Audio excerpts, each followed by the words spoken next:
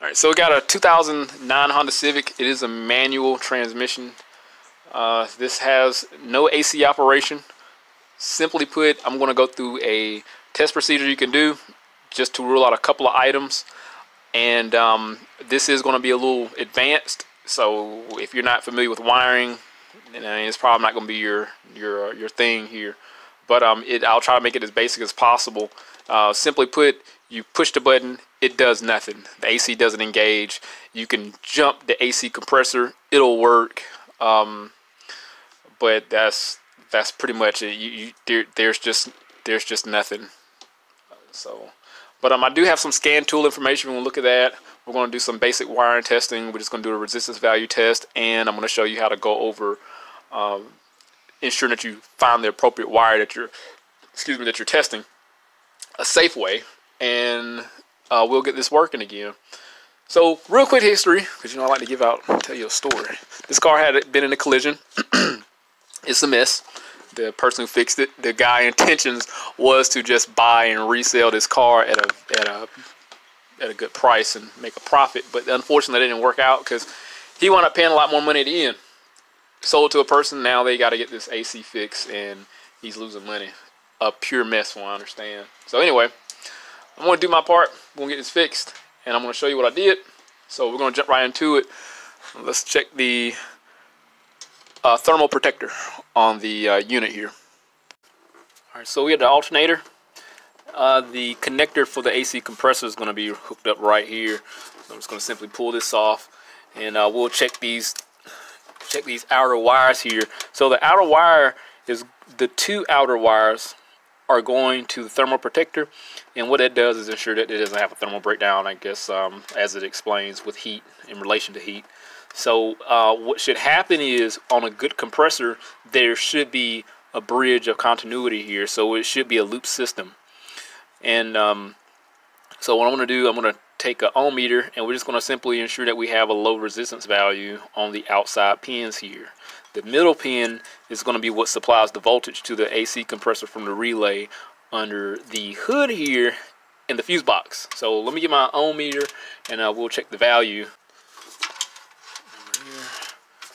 And we're just looking for just the closed circuit. It should be less than 1 ohm. Just going to test my ohm meter here, and we'll hook up on these two outer ones. So we in fact do have a closed circuit. This white and blue wire, this goes from here to the inside MICU, it's a multiplex control unit, or multiplex integrated control unit. I think that's what it stands for. And that's basically the fuse box by the kick panel on the driver's side. So with the key on, engine off, I should have 12 volts, and this is going to be bias voltage, and I will prove that shortly. So my test lead is grounded out. Hopefully I got that focus. So my test lead on my black is grounded out, and we're just simply going to see if we got 12 volts, which we do, which the battery's low. So I got my test light grounded, and I'm going to see if this is bias voltage, in which it should. It should not support a load, which it doesn't. But you heard the fan come on. So what that explains simply is, once the computer, the climate control unit, grounds this signal, this blue wire here, it should be able to activate the fans, and this is where we get our confirmation to activate the AC compressor. So the computer grounds this blue wire, it goes down through the thermal protector, back around, and the computer recognizes, or that multiplex unit recognize that the voltage is pulled down, and then that's what commands the AC to operate. Is the short side of things. So let me show you how that will work, assuming that I put a signal on, the computer grounds this wire, and it works. The fans want to come on, and the AC compressor want to operate. So simply put, assuming that you don't have fan operation when you push that button to activate the AC, then this is something that you'll want to check. If you do have fan operation but no AC operation, then testing this thermo switch here is what you want to diagnose and ensure that you got a connection. So assuming that you have a scan tool, I'm going to show you some live data here, and I access this information through the PCM. What I got, I'm going to send a low voltage reference through my test light here.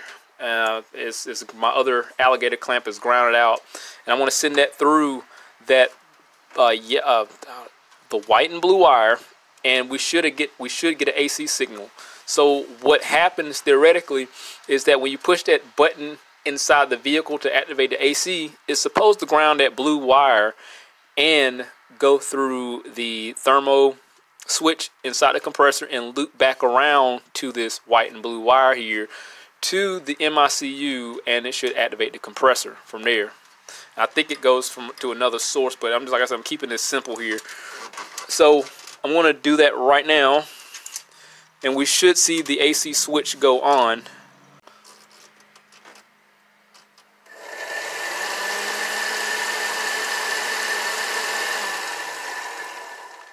Alright, so being that I was able to send a low voltage reference from this blue and white wire and get a on registry from the AC switch, that means that the continuity from this white and blue wire going to the MICU to the PCM or wherever it goes through is functioning. We get good feedback. So my thing is, do we have a ground side switch on the blue wire here going from the switch?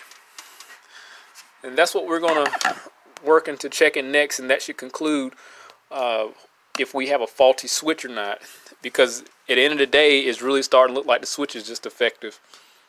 Alright, so what's next? We're going to check and see if our signal wire from the climate control unit is actually sending out a legitimate ground signal, because if we can send a ground through the low voltage reference of the test light and it'll show on the computer, the thing is, do we have an actual low voltage reference coming from that switch? And that's what we're going to check next. So what I do, I'm going to use my test light here to send bias voltage from the outside of the vehicle to the inside, and assuming that I do connect on the right one, the 12 volt side, I'll pull this connector and the voltage should drop off to nothing. So this is the safest method to check if you're going to send voltage through a system, because the only thing it's going to do once you ground it out is just light the test light.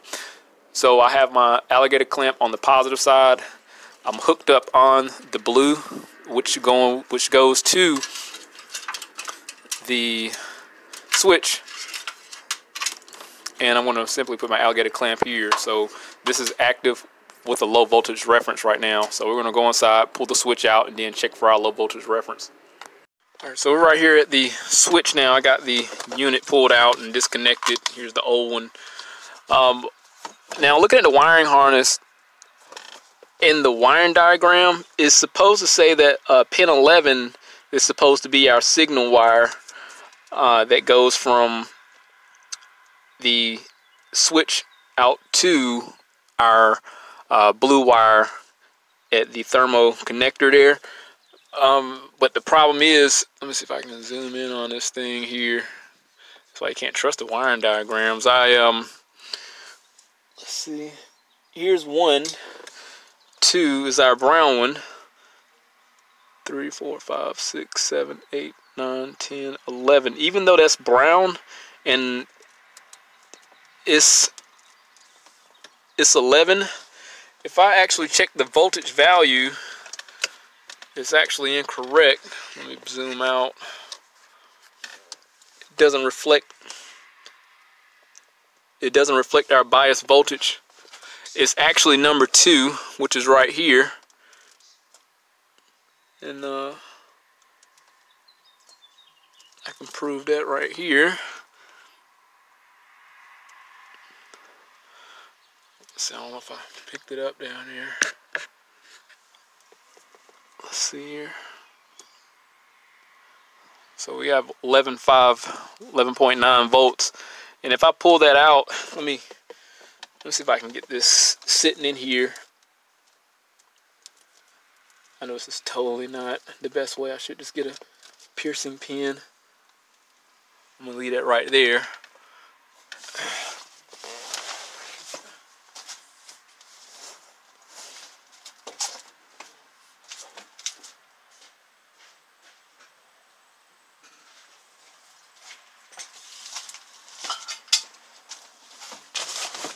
I separated the bias voltage or a test light and it went off.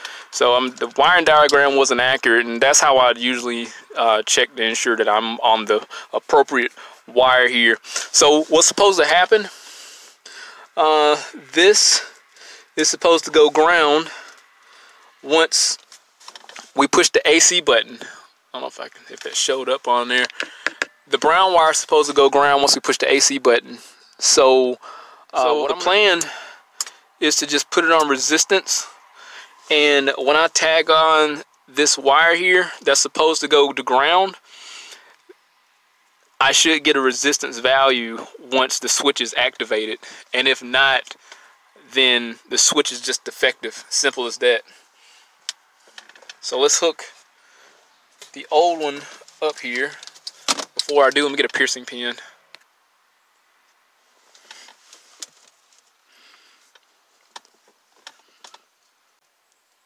Alright, cool. Alright, we're going to leave that right there. We're going to take the positive one out since that's not grounded. Put this in there. Alright, so we're going to hook the old switch up. And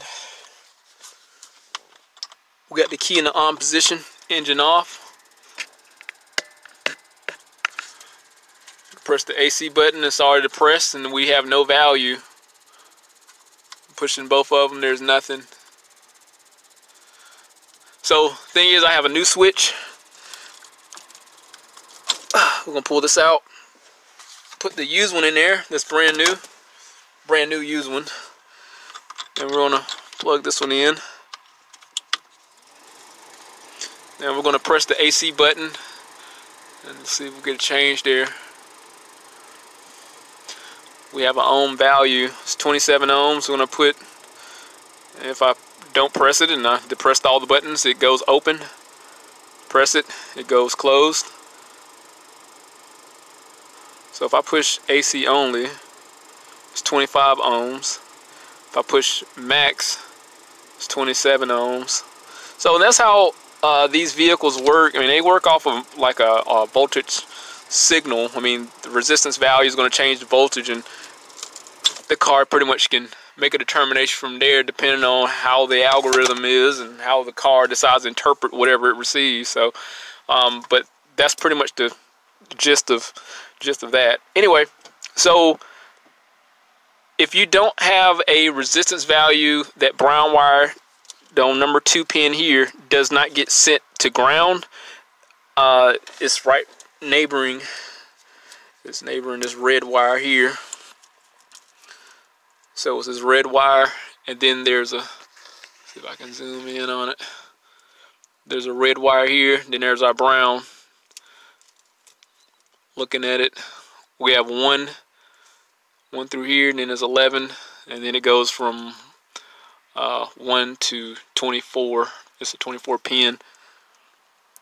So if you don't have if this wire isn't ground out and you don't have a resistance value, your switch is just defective, and that has to be replaced. And that's how I concluded that this car needs a switch based on what I did, even though I did do some other testing. This is simply just if you have no AC operation, no compressor operation, your fans don't come on, and you have Freon in the system.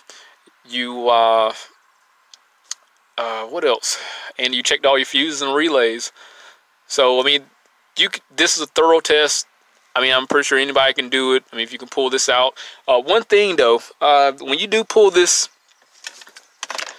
center console out here, there's some screws hidden on the bottom that you have to pull out. Oh gosh. And they're hidden, so I'm just gonna put it that way. Other than that, this whole thing should just pull straight out once you get those 2 screws at the bottom of this here.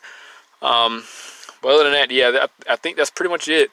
This took about an hour to diagnose, and this switch used cost like $50, and it worked perfectly fine. So I think we're done with that. But if anything happened, I'll definitely update. The replacement of that switch shouldn't take no more than an hour. There's 1,000 videos, I'm pretty sure, how to remove this panel here. But if anything happened, I'll definitely update. But other than that, hit that link, subscribe to the channel, stay informed, have that reassurance of my work. See you on the next one.